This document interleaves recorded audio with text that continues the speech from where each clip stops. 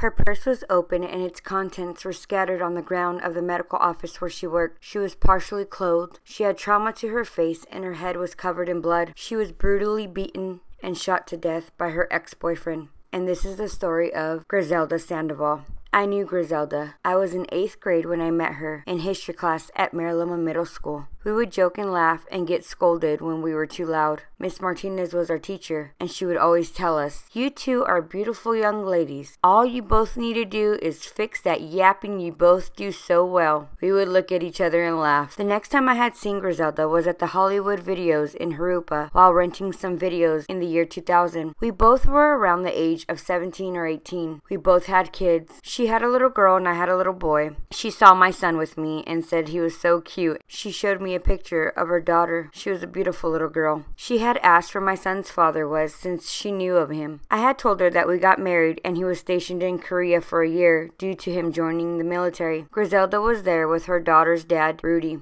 I didn't personally know him, but him and my husband didn't care for each other much. One evening, my husband and I were walking around the block pushing our son in the stroller when a truck pulled up and Rudy got out, went up to my husband, and punched him in the face. I took off running with my 1-year-old, scared maybe he was going to take out a gun since he was allegedly from a gang. When I saw Griselda with Rudy at Hollywood Video that day, Rudy and I didn't say nothing to each other, but I'm sure he knew who I was since we were talking about my husband, and I definitely knew who he was. Griselda had met Rudy when she was 16 years of age and got pregnant 6 months after they started dating. Griselda's mother, Imelda, said those who knew the couple admired one another and overall they seemed very happy. Griselda's brother, Junior, stated that things were changing with Rudy and Griselda when she got pregnant. He started getting more aggressive with her and more controlling towards her. He definitely wanted her all to himself. Griselda may have been carrying a baby, but that wasn't going to stop her from getting her education. She continued to take classes during the week when she'd stay with her family and would visit Rudy on the weekends. On October 1998, Griselda and Rudy's little girl was born. My sister was a great mom and she would do anything for her daughter. I think that they were just in love with their little girl and they were happy to be parents, Griselda's brother said.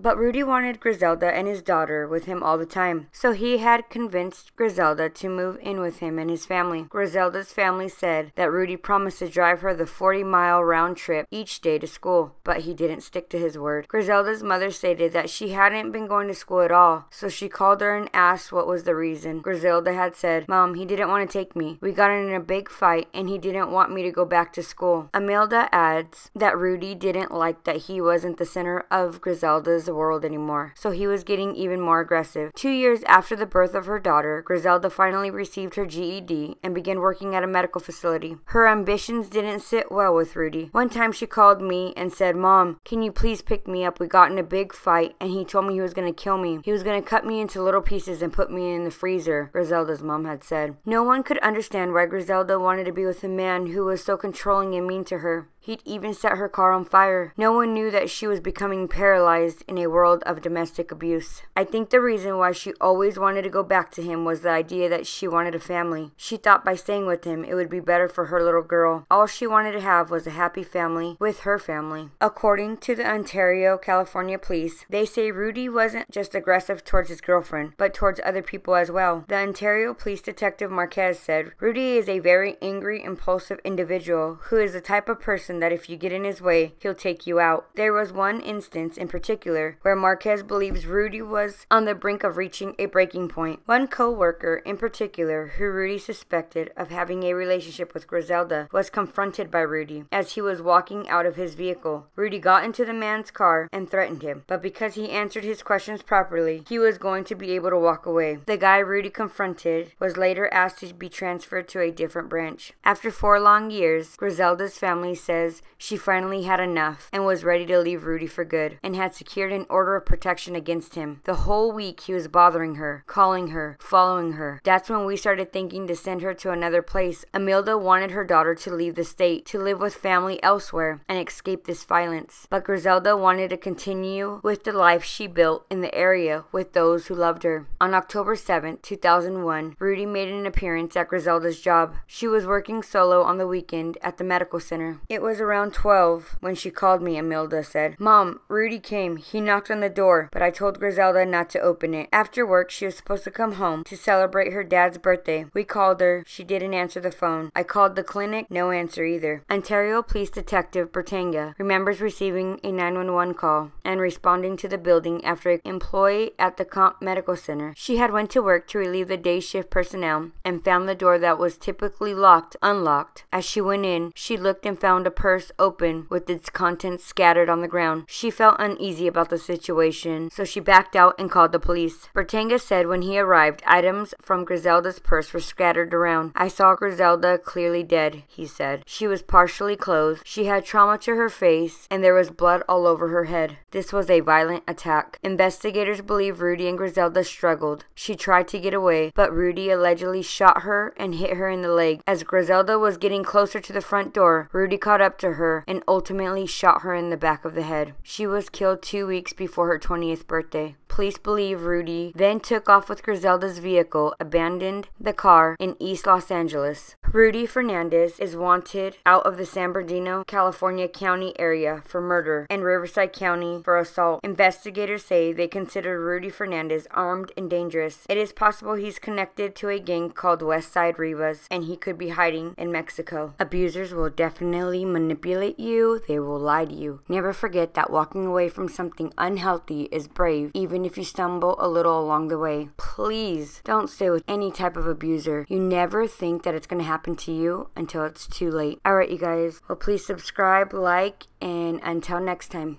bye.